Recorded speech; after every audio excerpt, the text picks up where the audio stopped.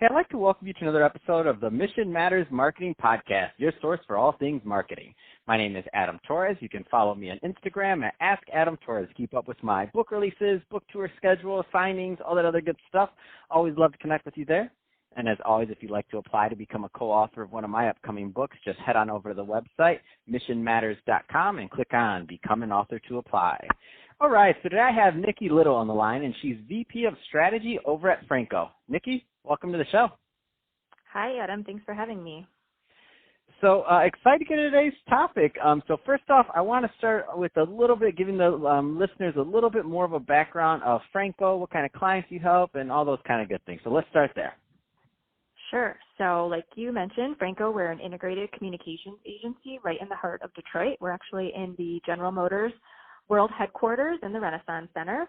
We've been in business now going into 56 years. So we are Metro Detroit and Detroit proper's most legacy PR integrated communications agency. So it's an interesting world to be in, and having been in the business for 55 years, Franco has evolved a lot as the industry has evolved. So while it started as a PR agency focusing very, strictly on kind of old school traditional PR, media relations, the services that we offer and the clients that we work with and programs that we build has certainly evolved as the industry has evolved as well. So now we support local, national, global companies from B2B, B2C, wide range of industries that we support. And like I said, it's more on the integrated communication spectrum. So everything from still kind of that core PR services, because that's at our roots, but we've really grown our offerings and the expertise with our talent on staff to be able to do anything and everything along the marketing,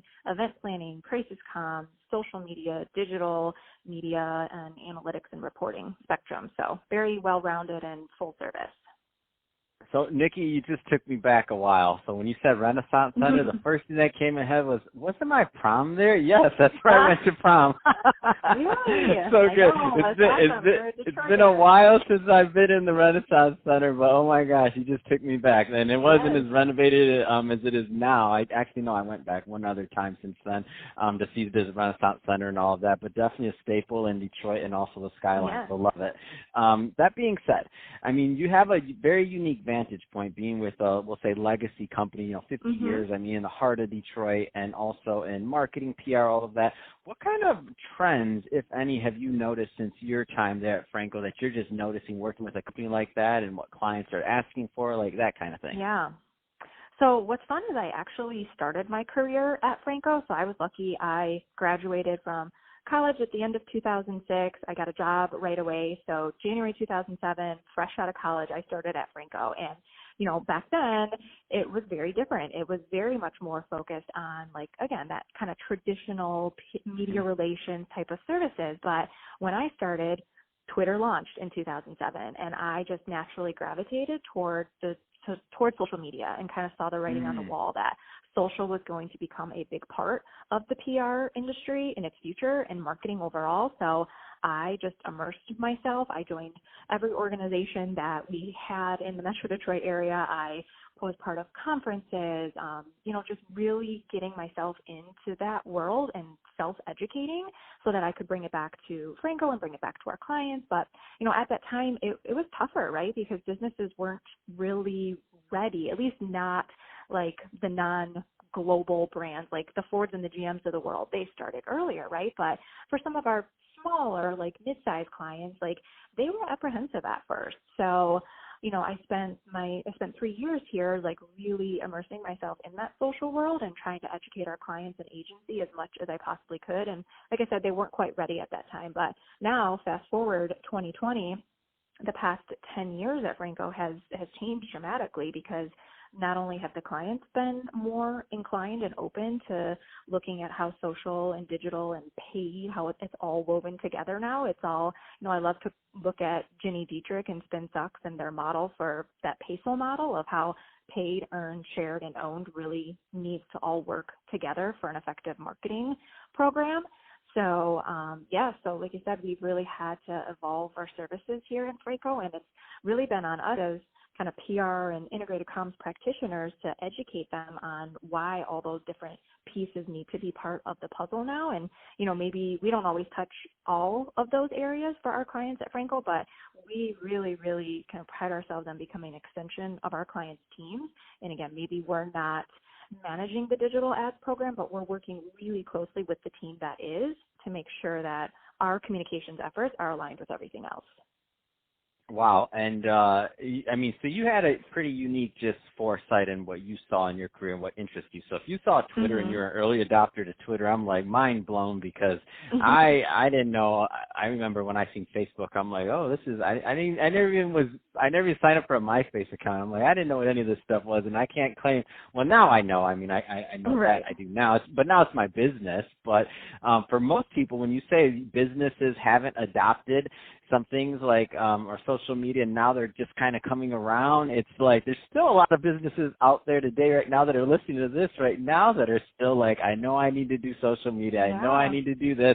And the thing is, they've been saying that for 10 years plus now. Like we're past the point of knowing, like it's time to do.